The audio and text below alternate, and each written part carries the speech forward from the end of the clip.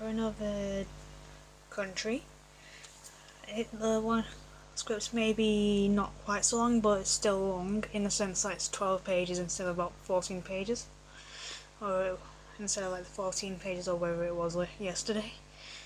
So yeah, yesterday was kind of a bit more based on England, but inclusive of like the other parts of the UK, like especially like Wales and Scotland. And today we're kind of looking at Wales with inclusion of England and maybe Scotland possibly. So yeah. And like yesterday's, I'll put the links to the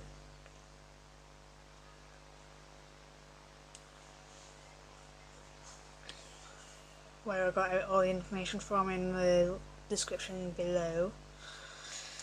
So yeah. Nice, like Wales was created sometime around the 8th, 9th century AD, but like England, there's like bits dating back to like thousands of years ago.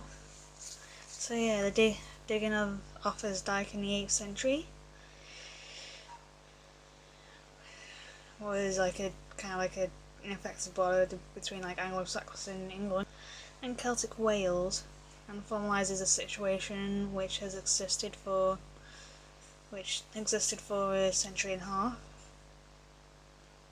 with like victories near Bath in 577, near Chester in 613, and near Chester in 613, and have brought the Anglo-Saxons to the Bristol Channel and the Irish Sea, restricting like the Celtic tribes and to the Great Western Peninsula by the Welsh. And I was kind of protected there. And the enforced seclusion lies in the beginning of like the Welsh identity. And the region is called Wales from like the Anglo-Saxon word of Wales, meaning foreigners, and similarly the beleaguered Celts began to call themselves Cymru, which means fellow country, and naming their shared territory Cymru.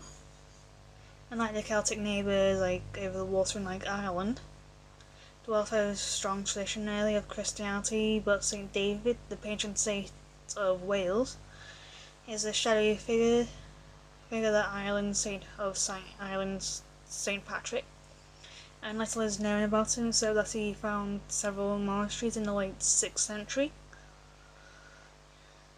and makes his own ecclesiastical base in Mynyw, spelled Eynyw. Sorry for butchering any of this. Now known after him, St. David.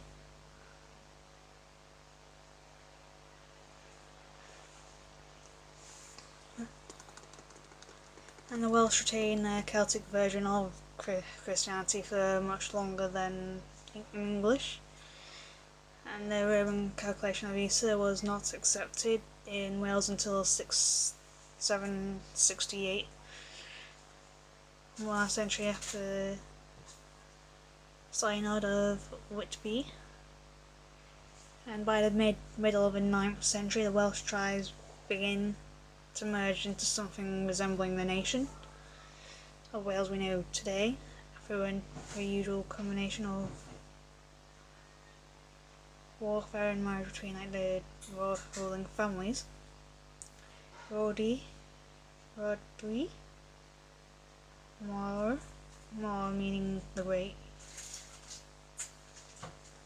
is widely accepted as king of almost the entire region by the same time of his death in 878, but centralised power is dissipated by the Celtic custom of sharing an inheritance between all sons of a royal house, and the rules of Wales like their neighbours in like Anglo-Saxon England, in a constant threat of like a Viking invasion. And the Welsh were particularly vulnerable from like 838, where the Vikings settled across the Irish Sea in Dublin. but the Vikings would have an everlasting effect on Wales. And it's like,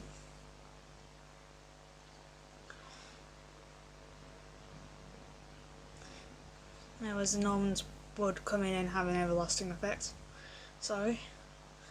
And it's like we were like the most prolonged threat to Welsh independence of Welsh tribes, and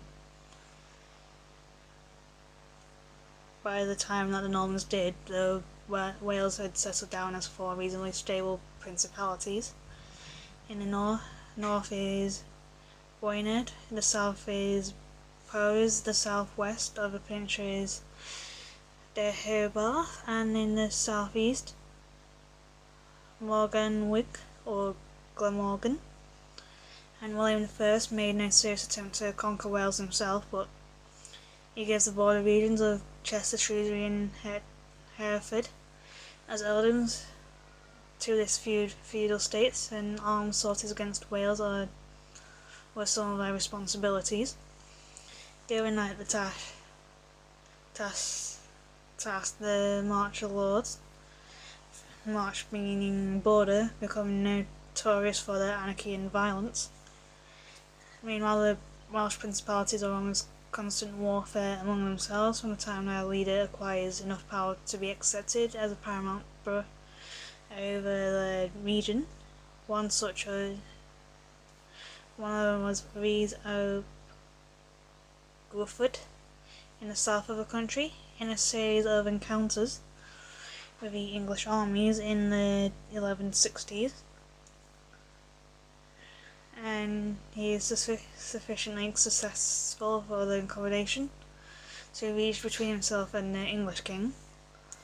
And on his way to Ireland in 1171, Henry the II meets and acknowledges Rhys, accepting him as the Lord of South Wales as his feudal vassal.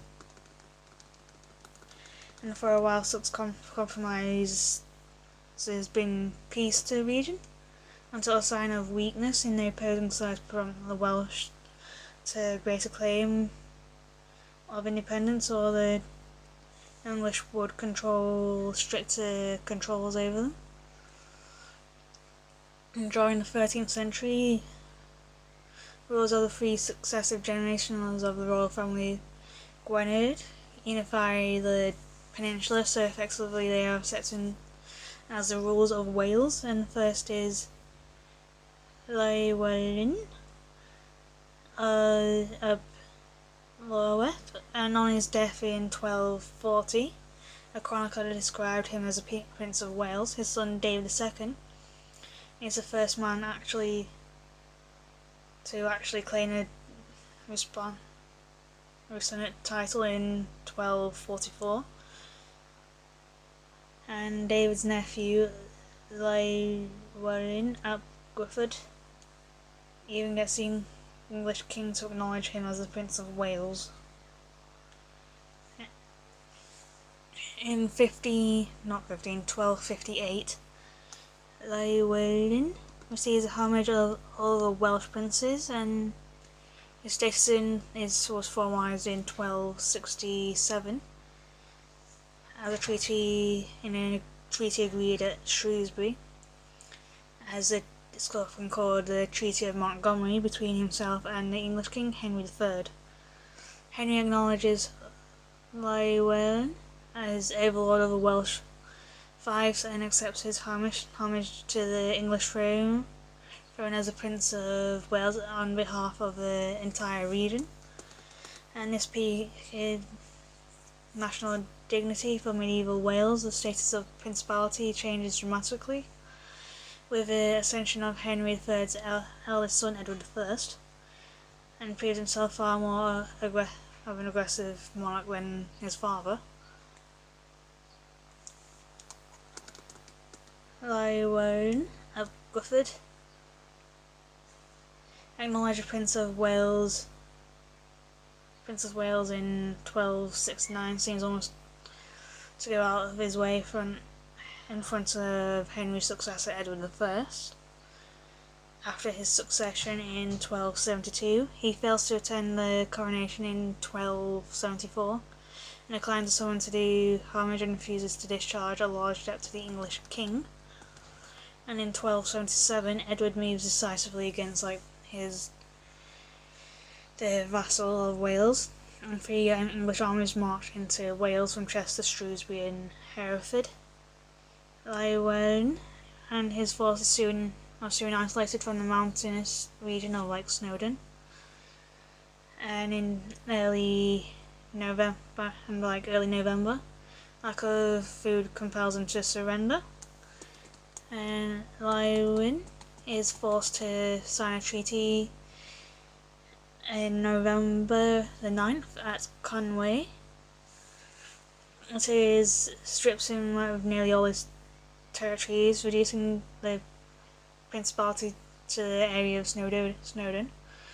Anglesey is allowed him on lease from the King of England, but the rest of Wales is now administrated by English agents, a role which they fulfil with such that can be seen to be fulfilled with brutality, and there's a widespread uprising headed by Llywelyn in 1282, and Edward reacts forcefully as before with another invasion of Wales, during which Llywelyn is killed, but this time the English king takes all Wales into his own hands, and by statute issued at Rhuddlan in 1284, the Principality of Wales is transformed into counties on English principle and to be governed by officials on behalf of the Crown. And in 1301, Edward adds the final symbolic touch to the suppression of Wales, and as he derives much of the cherished title of Princess, bestowing it on his heir, the future King Edward II. And ironically, Wales now has what people has been fighting for. Talbot's trying to tell me something. It was a principality, but it wasn't an English one, and the title has remained through the centuries. The highest honour granted to the eldest son and heir apparent of the English monarch.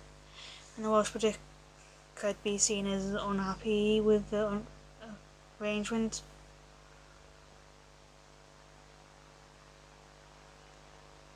But after a couple of uprisings, the king is now forced to be matched with.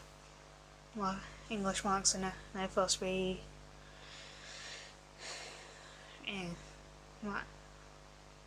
matched with. And the very year after the death of Llywelyn, Edward was given the construction of a great castle which can still be seen in the northwestern coast of Wales. Now, when each are completed in a few years, the clinch of the Stone Fist and the fortress grip of the final Welsh refuge, the region of Snowdonia from Harlech from 1283 to 1289, in the south to Carnarvon 1283 to 1292, and Beaumaris from 1295 to 1298, and on the other side of Menai Strait on the Conway and onto Conway in 1283 to 1288 in the north, and overrun by the stronghold, Wales remains quiet for a century till the time of Owain Glyndwr, and by that time Richard II is reigning in England, and he reigned from 1377 till 1399 and had no sons, and therefore during this period no Prince of Wales, but Henry IV seizing the throne in 1399 immediately creates his son Henry Prince of Wales, and in the following year of 1400 the Welsh proclaim Prince of Wales of their own, Owain Glyndwr. It is an act and there was an act of deliberate rebellion. Glendower is also known to the Welsh as Owen ap Gufford, and is traditionally spelt Owen Glendower in English. And Wales generally has supported Richard II, but Glendower has been closer to the party of Henry IV. At first, he seems an unlikely leader, swept up in almost accidentally in a minor rebellion. And under Glendower's leadership, the uprising grows in strength, and in spite of an early defeated Welsh pool. In 1400s, the breakthrough of power of the rebels comes with the capture in 1402 of Edmund Mortimer, a member of the Anglo-Norman family with great estates on the Welsh borders, as Mortimer is a related by descendant of the English throne, and by marriage to the Percy family, Earl of Northumberland. Glendower persuades Mortimer to change sides and marries Glendower's daughter. But Henry IV is now confronted by a potentially fatal alliance with Northumberland, able to raise the north of England against him, and Mortimer and Glendower, much of the west of Wales, and the death of young Henry Percy Hotspur in Shrewsbury in 1403 is a setback for the rebels, but in 1404 Glendower captures an important English stronghold of Aberystwyth and Harlech, and now begins to rule as the Prince of Wales, establishing an administration, holding parliaments, negotiating with the Pope about Welsh bishops, and in 1405 an alliance is drawn up between himself, Mortimer, and Northumberland, and to how they will divide England and Wales between them. But from high hopes, the tide begins to turn against Glendower, largely due to persistent campaign of the other Prince of Wales, the future Henry VIII. And in 1408, Glendower loses Aberystwyth and Harlech, and by 1410 he is reduced to the status of an outlaw. After 1412 there's no trace of him, as it is believed that he died somewhere in hiding at about 1416. And a long-standing dream of a Welsh and independent Welsh principality has crumbled yet again. But ironically, before the end of the century, Wales achieved something known as in modern times as a reverse takeover, in which a smaller unit takes control of a larger. And instead of a Welsh Prince of Wales, there is from 1485 a Welsh King of England and Wales, in the form of Henry Tudor or Henry VII. And the ascension to the throne of the Tudor dynasty is, with its Welsh origins, transforms Wales from a conquered territory into an integral part of the English kingdom, and change is acknowledged in an Act of Parliament passed in 1536 with modifications added in 1543, not 7. I think Henry VIII died in 1547. Now, the practical purposes of the Act was to give the Welsh an administrative system based on counties, which is compatible with that of England. It replaces the earlier feudal territories granted to martial laws for the purpose of subduing hostile Welsh, and Wales becomes like a principality within the English kingdom. And with the Reformation onwards, it is a political story that merges with that of England.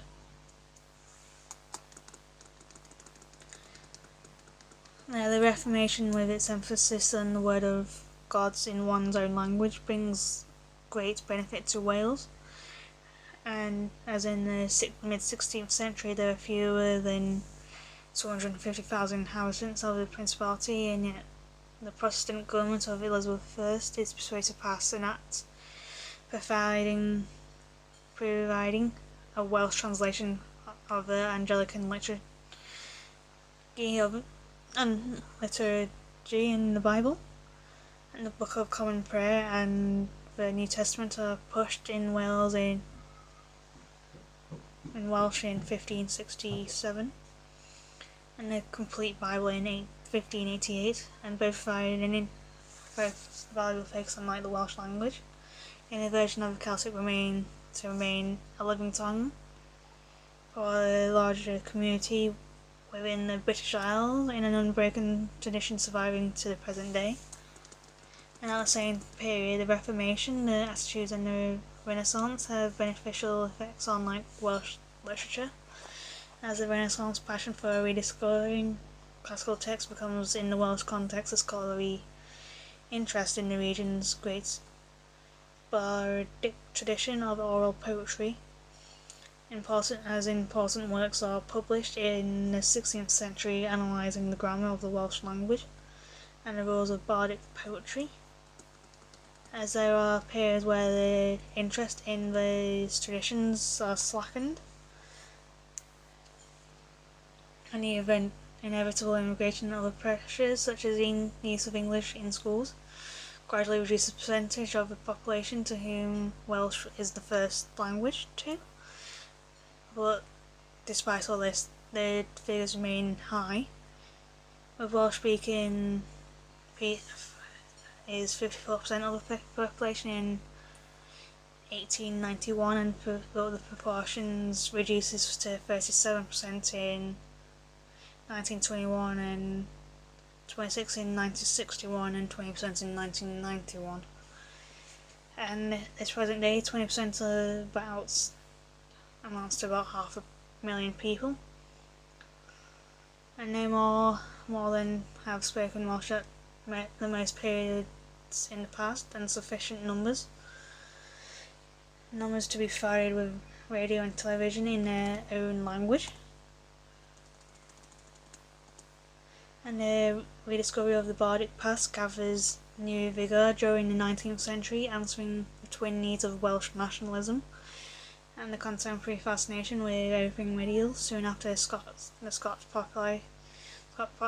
popularises medieval Scotland, Charlotte Guest does something similar for Wales in the translation of the Mabinogion in 1839 to 1849, as the Mabinogion is a collection of 11 tales based on the ancient oral traditions, but written in prose between the 11th and 13th century, for recital at the courts of the Welsh princes. And the tales survive in two manuscripts of the 14th and 15th century, the White Book of Rhetorics and the Red Book of Hergest. And the expression of Welsh identity through language, literature, and music has seen above all the tradition of the Eisteddfod. Competition between bands were common in the Middle Ages, and the first assembly meaning of Eisteddfod to combine musical and literary contests is generally considered to be Christmas gathering, held in Cardigan Castle in 1176 by Rhys ap Guildford. And the interest in Eisteddfods in Welsh Eisteddfodol declines during the 16th and 17th centuries, but was revived in the late 18th century, spurred by the Caermarthdorian Society, a group of homesick Welshmen living in London, and their enthusiasm leads to the regional Eisteddfods being held throughout Wales, following Wales' decision taken in Denbigh in 1860 to establish a national body to be known as the Eisteddfod, as a result of the first national Eisteddfod was held to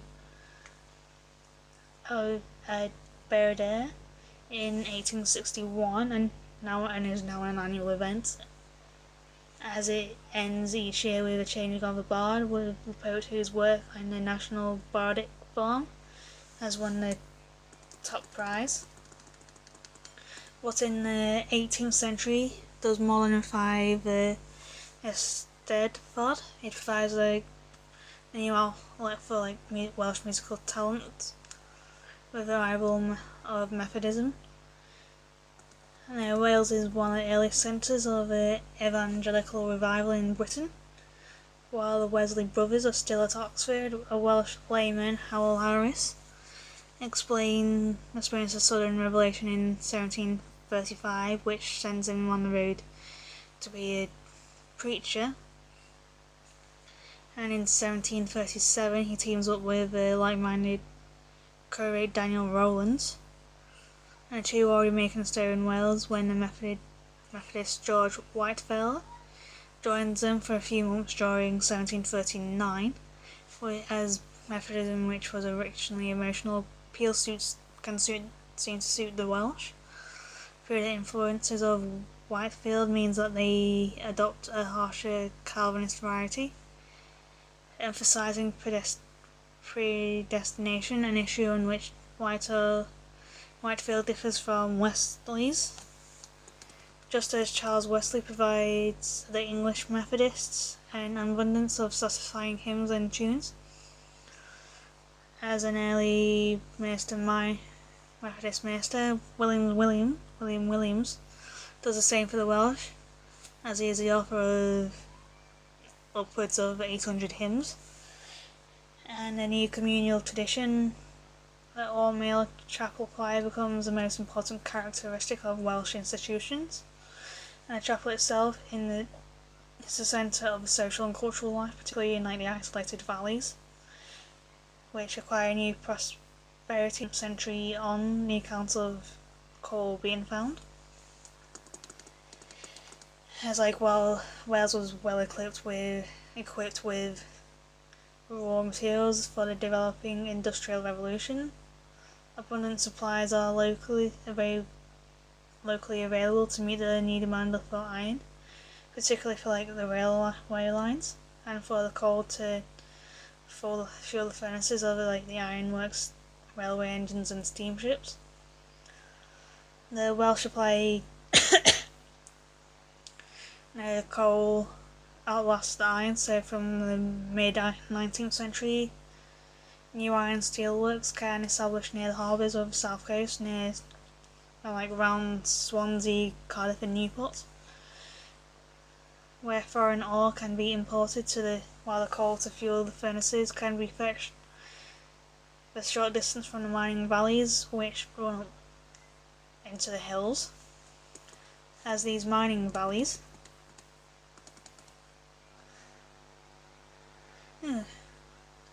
some friends have some stories on Snapchat.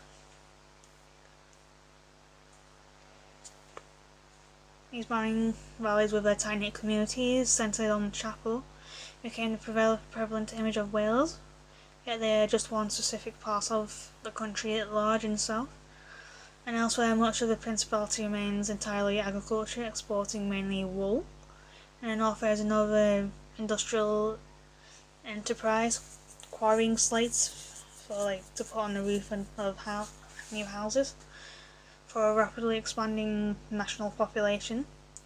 Even so, the valleys are the real sense of the heart of modern Wales, as they suffer grievously in the depression of the 1930s and the subsequent slacking on of demand for high-cost British coal, and to play a correspondingly important part of the development of a left-wing Welsh politics. Now, in the Welsh mining in the Welsh mining town of Merthyr Tydfil plays a significant role for the story of labour in the 20th century Britain, and as the founding fathers of the Labour Party, Keir Hardie, This is his first parliamentary seat, London's West Ham, in the elections of 1895, and for 5 years he is out of Parliament, campaigning incessantly to establish trade unions and Labour solidarity, and then in 1900 he wins Mayfield Tideville as a candidate for a new Labour Representation Committee, and for the most of the next 6 years he is the only Labour member in the Commons until a sudden change in the 1906 elections, where the amount of Labour representations reached 29. As it grew and as it expanded, the decisive corner has been turned, as member of Mayfield Tideville is now at the head of a strongly developing political movement. Hardy retains the Welsh seat until his death in 1915, and the Labour Party kind of suited the radical mood in the Welsh valleys, but also appeals increasingly to other regions of the Principality.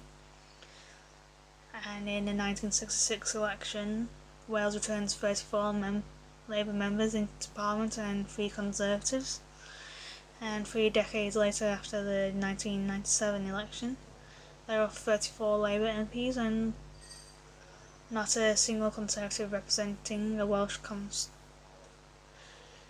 single Conservative constituency, but the development of an equally significant 4 members from Plaid Cymru, the party of Welsh nationalism, as Plaid Cymru, meaning that the party of Wales has a magnificently Welsh moment of origin. During the national Eisteddfod in Pwllheli in the summer of 1925, 6 men meet in an upstairs room of a hotel, and they shared purpose for an independent Wales, and together they decide to form a Welsh party, and they are ready to contest a parliamentary seat in the general election of 1929, but the party has no electoral success until its chairman, Gwaenfawr Evans, wins the Carmarthen by-election in 1966. And until his leadership, Plaid Cymru gradually achieved high profile in Wales, particularly through the struggle to establishing a Welsh television channel, and in the familiar link between language and nationalism. Plaid Cymru recognises the importance of Welsh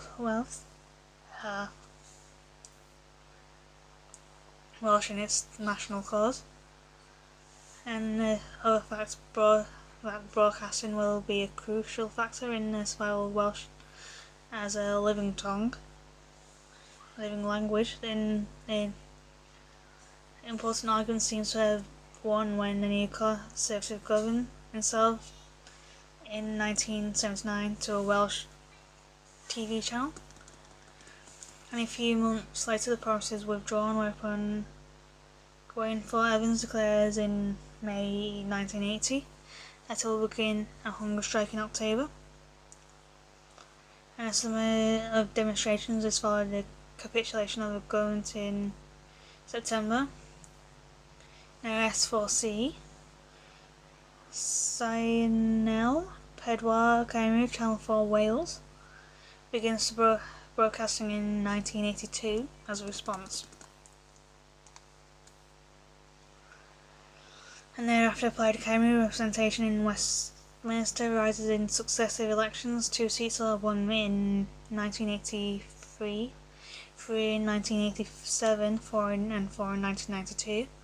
And meanwhile the party benefits were also strong advance of Britain's other Celtic nationalist party, the SNP in Scotland, the Scottish National Party, as the SNP successes in the 1968 elections prompted the setting up of a Royal Commission to look into the issue of devolution, which a term of reference including Wales as well as Scotland.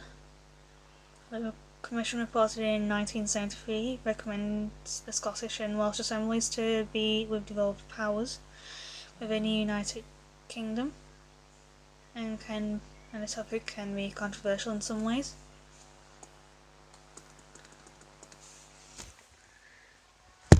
And after much debate on a Scottish Act and a Wales Act are passed in 1978, arranging a referendum in each region. The Act states that the regional assemblies will be established if two conditions are met: a simple majority in favour and a minimum turnout of 40% in the electorate. And the referenda are held in March 1979. And in Scotland there's a small majority in favour, but only 32% of the electorate vote.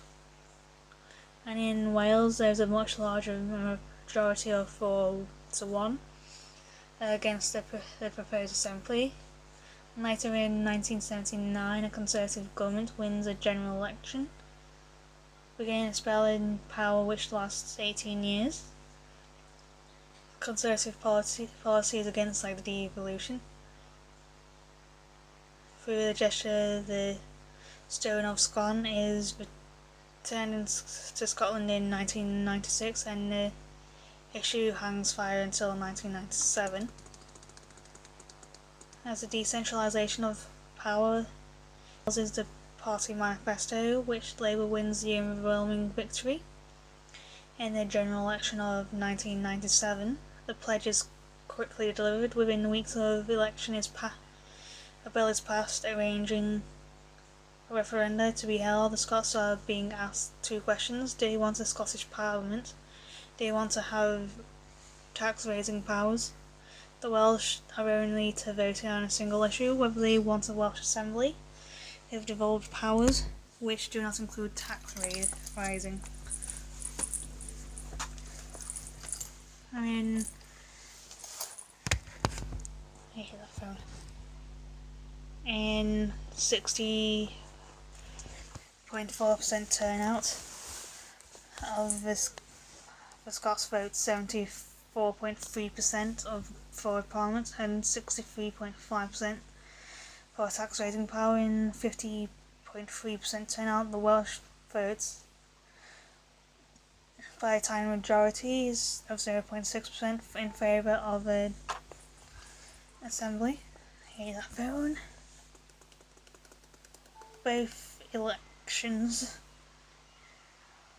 assemblies were held in May 1999 on a system of proposal for partial representation.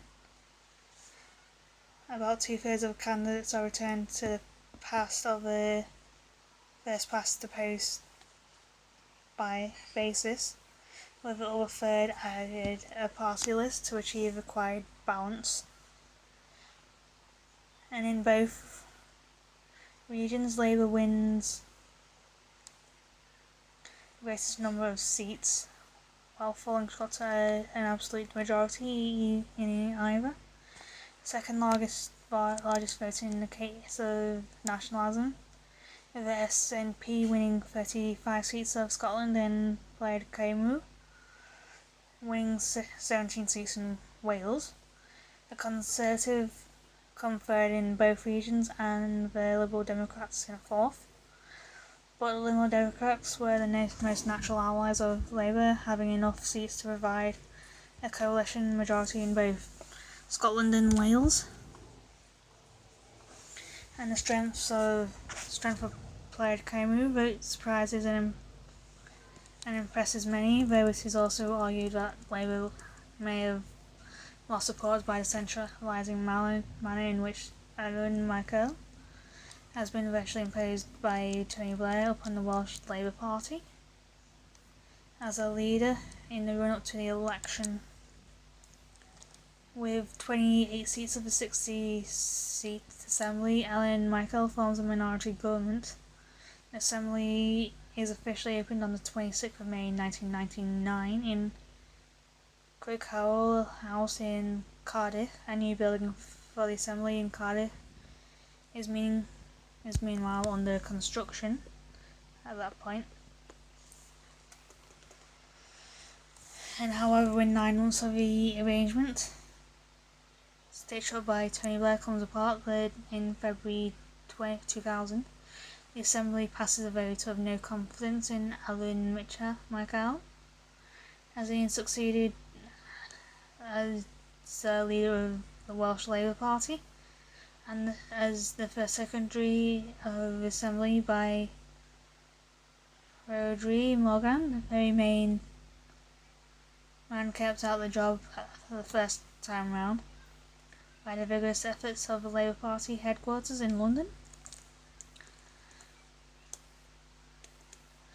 And it's like the Welsh language, which sowed the seeds of modern Welsh language. Roman and Saxon invasions pushed the original Britons into the land area of Wales where they became the Welsh people. Inward and outward migration has added diverse new layers of population across the history, so yeah. But moving on to like legends and all that. It's kind of like a land where there's dragons, King Arthur and the Holy Grail. And the devil is that is too embarrassed to visit Sarah Digion. So yeah. Now let's go into the devil first. As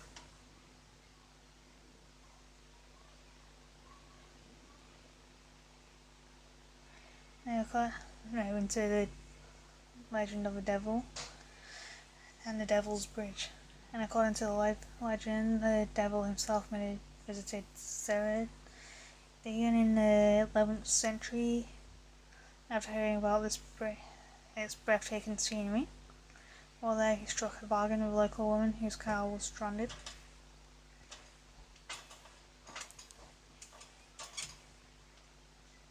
Thank you.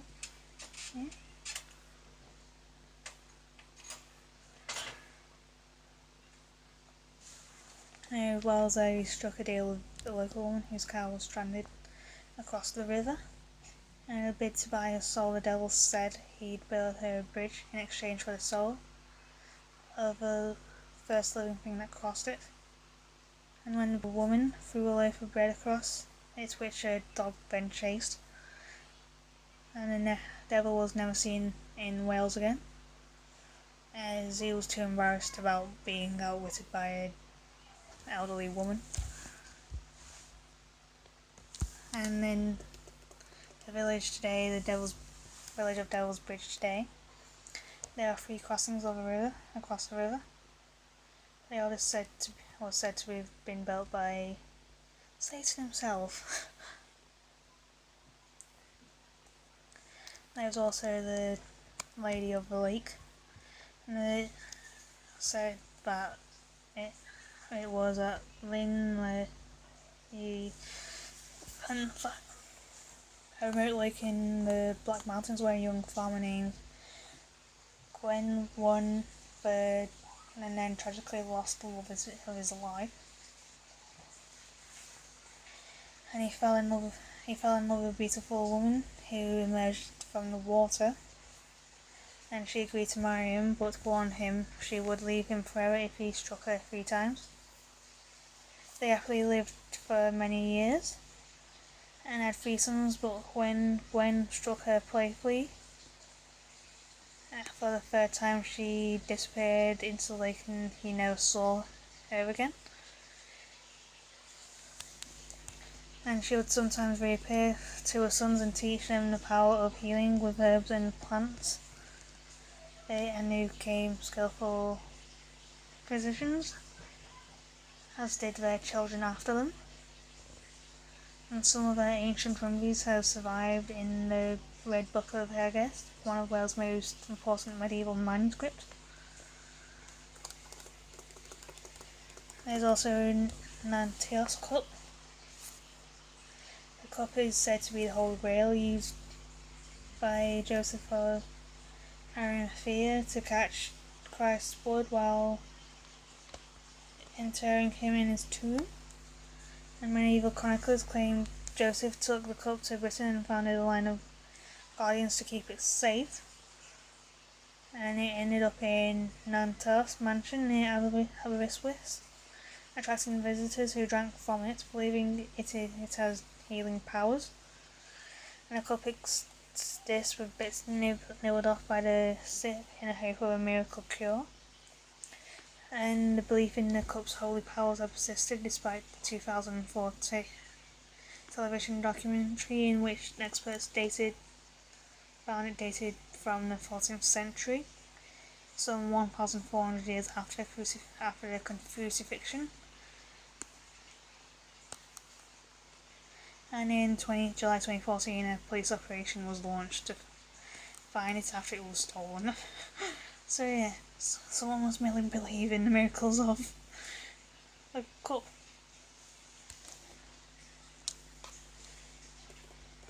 There's like Cadair Idris was one. It's like kind of one of those Wales's most iconic peaks standing in southern Snowdonia, and its name directly translates as Idris Chair in reference to a mythical giant who once used the mountain as his throne.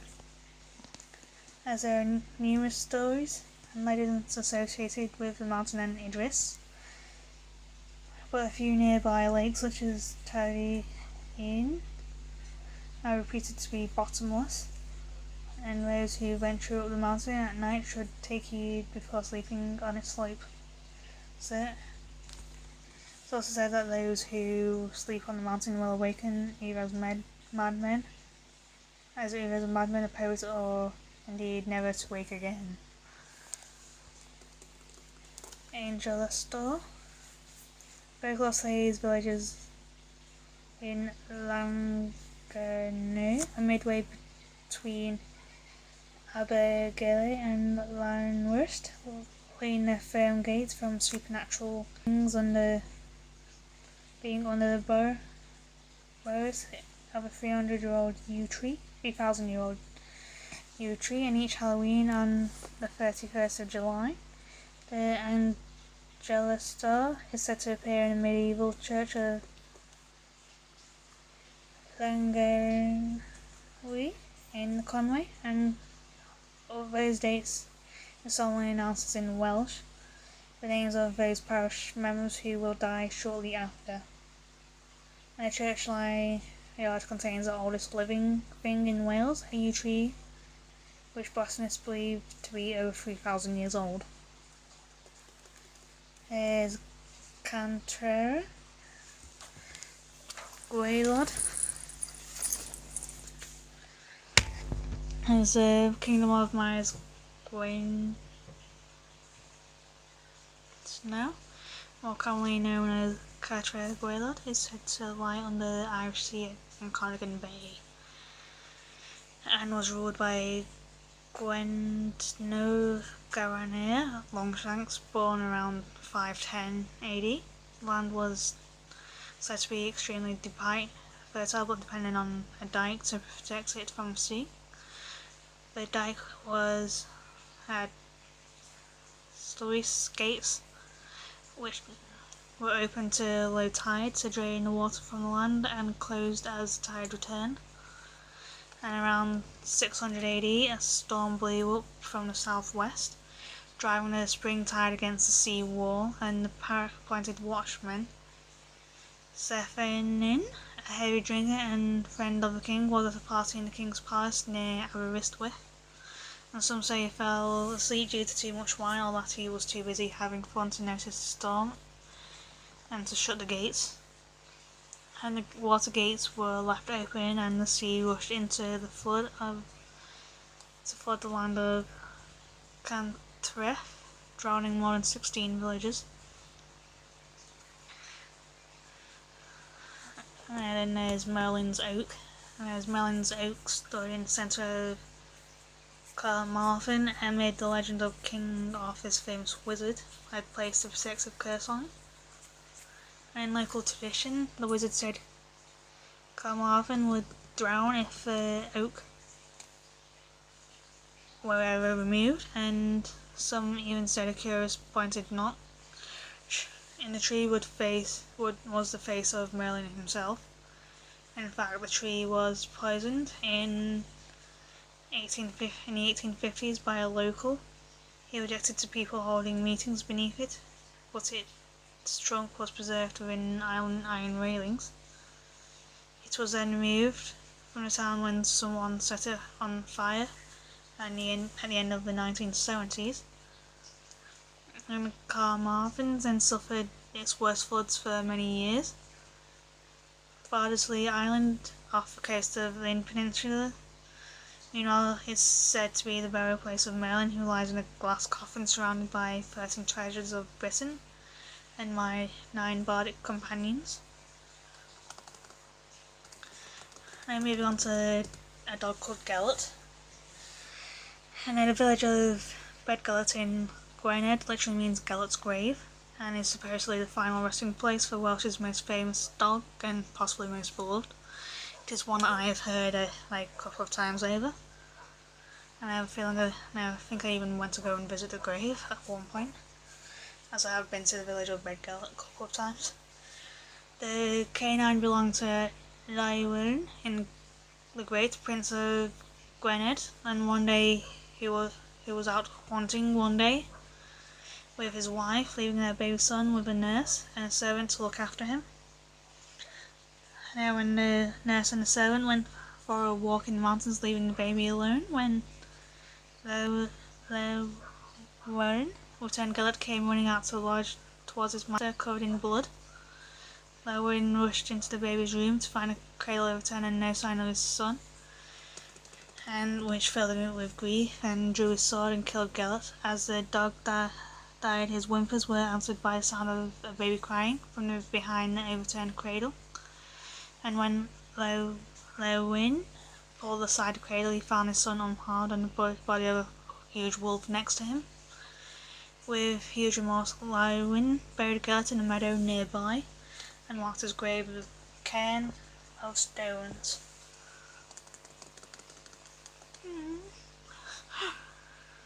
There's Twym's son Catty, dubbed the Welsh Robin Hood.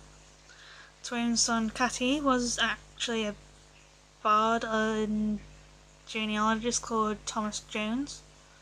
He lived in Tregaron from 1530 to 1620. He became a highwayman, robbing the rich, but it appears he was a bit tight-fisted and didn't distribute a penny to the poor like actual Robin Hood of English mythology and legend. He was reputed to be a trickster and a master of deception, but he also had a soft side. He avoided maiming his victims and preferred to pin them with a well-pinned arrow to their saddles. Now he hid from the sheriff of Carmarthen in the wooded slopes of Dinas Hill, close to Rhydyr Wyn, and his cave today is well hidden in the banks of the river Towie in the RSPB sanctuary of Dinas Hill. Now, we just talked about Merlin and all that, but now it's King Arthur himself, as Arthur is heavily associated with Wales, as the lakes of Lladar, Dinas and Ogwen are amongst those that claim to contain magical Excalibur, a stone repeatedly bearing the hoof print of Arthur's horse Llamarai can be found on the banks of Lake Barfog near Betsy Cwyd. It is said that the mark was made when Arthur and his horse dragged the monster from the lake deep waters, and Arthur is also associated with Mount Snowdon, where he repeatedly killed the monster's most famous resident, Ritter, a famous giant who created a cave for himself out of the beds of his enemies. His corpse was covered in huge stones, and Arthur's men at the summit of a mountain. Moving on to Dinas Emeries. Located near Bedgelert is Dinas Emeries, the lofty mountain of the Welsh Red Dragon. And in the 5th century, the Celtic king Vortigern chose the area as a site for his castle. Every day his men would work hard erecting first several proposed towers, but the next morning they would return to find the masonry collapsed into a heap. Vortigern was advised to seek help from a young boy who turned out to be Merlin. He explained that the hill fort could not stand due to a hidden pool containing 2 dragons. Vortigern commanded his labourers to dig deep into the mountain, and he did indeed discover an underground lake. Once drained, a red and white dragon lay sleeping there, awoke and began to fight. The white dragon represented the Saxons and the red dragon the Welsh. Eventually the white dragon fled and the red dragon returned quietly to his lair. And from there on, Vortigern's castle was built and named after Dinas Emrys, and the red dragon has been celebrated ever since. The Afanc is a lake monster from Welsh mythology and can also be traced through references in British and Celtic folklore, and sometimes described as taking the form of a crocodile, giant beaver or dwarf. It is also said to be a demonic creature. The Afanc was said to attack and devour anyone who enters its waters. Various versions of the tale are known to exist. In one telling, the wild thrashings of the Afanc caused flooding which drowned the people of Britain. Several sites lay claim to its domain, among them Leon Barthog and Leoni Afac, the Afac Pool, and a lake in Betsy Cubid. There's Prince Madoc, who was the son of Owen Gwynedd, one of the greatest and most important rulers in the country, and in 1170 Owen died, and almost immediately a violent dispute arose between 13 children guarding his succession. Madoc and his brother Rhaered were so upset and angered by events that they decided that they wanted nothing more to do with their family or homeland. They duly took a ship from Ross-on-Sea and sailed westward to see what they could find, and Prince Madoc found. So the legends run was America, and he and his brother managed to cross the Atlantic and land on the shores of the New World. And his sailors intermarried with a Native American tribe, and for a number of years the rumour of Welsh-speaking Native American tribes were believed. Then there's the patron saint of Wales himself, Saint David, born around the year 520 on the cliffs in a wild thunderstorm near the city that's now named after him. David was believed to be the son of Sanctus, the king of Ceredigion, and a nun called Nonita, or Non. And the stories of David's miracle include bringing a dead boy back to life by splashing the child's face with tears and restoring a blind man's sight. And David's best known miracle allegedly took place in the village of Bibliography. He was preaching to a large crowd, but some people had difficulty hearing him, and suddenly a white dove landed on David's shoulder. As it did, the ground in which she stood rose up to form a hill, making it possible for everyone to see and hear him. Today a church stands on top of the said hill. And then there's the Mabingion, which I've mentioned earlier, which was a collection of medieval Welsh manuscripts pretending to tales. It is based partly on historical events. Many recount myths and legends dating from the 11th century, and the complex stories are set in bizarre and magical landscape, which correspond geographically to the western coast of Wales and are full of white horses that appear magically, giants, beautiful, intelligent women, and heroic men. So yeah, not quite as long as yesterday's, but